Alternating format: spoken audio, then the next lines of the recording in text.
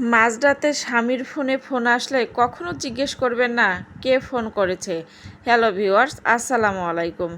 যতক্ষণ না পর্যন্ত সে আপনাকে নিজেই বলছে স্বামী লুকিয়ে প্রেম করছে, তাকে করতে দেন।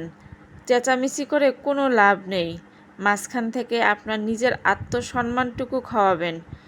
যতই কিছু হোক না কেন, তারপরেও আপনার স্বামীকে আগের থেকে বেশি ভালোবাসা দেখাবেন। তাহলে দেখবেন সে হয়তোবা তার পরকীয়া থেকে ফিরেও আসতে পারে। কি এইরকম আমরা কোনো বাঙালি বধূ করব কি? আসলে দেখা যায় মাঝরাতে যদি হাজব্যান্ডের ফোনে কেউ ফোন দিয়েছে, যতই ঘুমে থাকি না কেন একদম লাফ দিয়ে উঠে তাকে জিজ্ঞেস করি কে ফোন দিয়েছে এত রাতে।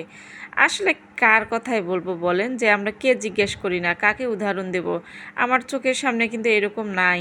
এত দরদি আর এত পীড়িতির বউ আমি দেখি নাই যে হচ্ছে মাঝরাতে হাজব্যান্ডের ফোন আসলো, তাকে জিজ্ঞাসা না করলো যে আসলে কে ফোন দিয়েছে। এরকম মানুষ কি আছে? আমার চোখে পড়ে নাই। আপনাদের চোখে যদি পড়ে থাকে কিংবা আপনাদের সাথে যদি কেউ থাকে, তাহলে একটু কমেন্ট বক্সে জানাই দিয়েন তো, যে না আমার সাথে একজন এরকম আছে, স্বামীকে একদম অন্ধবিশ্বাসের মতো ভালোবাসে, কে কি করে করুক সেটা দেখে না। আচ্ছা, এ তো সব আমরা বাঙালি বউরা কিন্তু আমরা দেখি না। আমরা যতই কিছু করি না কেন সব কিছুর ভাগ দিতে রাজি আছি, স্বামীর ভাগ দিতে রাজি নেই। আমার মনে হয় এটা শুধু বাঙালি বউরাই পারে, অন্য কেউ পারে কিনা সঠিক জানি না। হ্যাঁ, যারা অবশ্য টাইম পাস করে তাদের কোনো ব্যাপারে না। এখানে আরেকটা কথা বলি, যারা দেখবেন যে টাইম পাস করে তাদের স্বামীরা কোথায় কি করলো না করলো, কতক্ষণে বাসায় আসলো না আসলো, সে বাইরে কতক্ষণ কাটাচ্ছে বাসায় কতক্ষণ কাটাচ্ছে, তাতে কিন্তু তাদের কোনো কিচ্ছু যায় আসে না। তারা কিন্তু দেখবেন কোনো চিল্লাচিল্লি করবে না, একদম চুপচাপ থাকবে। কারণ সে চায় যে তার হাজব্যান্ডটা সবসময় বাইরেই থাক, কারণ তার তো পরকীয়া করতে হবে।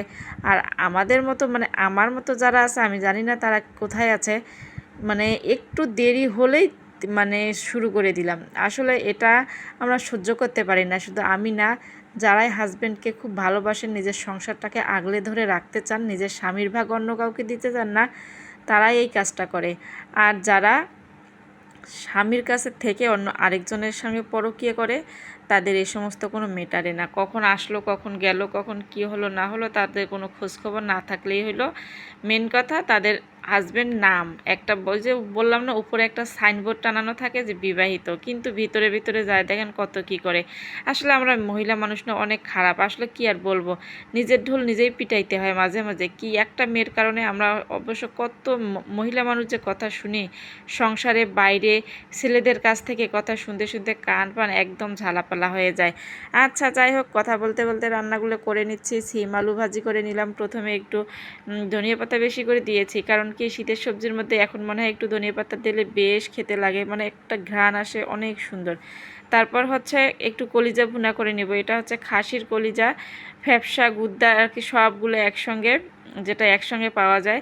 আচ্ছা, এখানে একটু খাসির কলিজা আমি ভুনা করে নিলাম। এটা খাসির কলিজাটা করেছিলাম কি, প্রথমে হলুদ আর লবণ দিয়ে একটু সিদ্ধ করে ভাপায় ফেলে নিয়েছিলাম। নেয়ার পরে হচ্ছে তারপরে হচ্ছে পেঁয়াজটা একটু বেরেস্তা করে নিয়েছিলাম।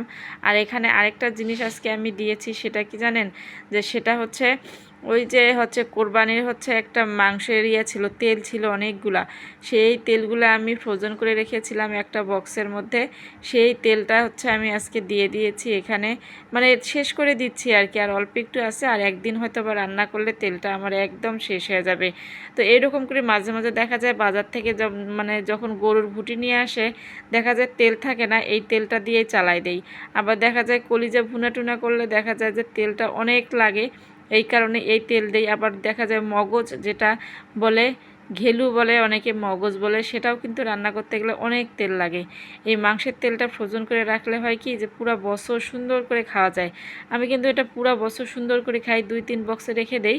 এভাবে হচ্ছে দিয়ে দিয়ে খেলে আসলে দেখা যায় বাড়তি এক্সট্রা তেলটাও কম লাগতেছে, এবং টেস্টটাও কিন্তু মানে কুরবানির মাংসের মতো আমার কাছে একটু একটু লাগে আর কি। আচ্ছা, আপনাদের কাছে কার কাছে কেমন লাগে আমি জানি না, তবে আমার কাছে ভালো লাগে।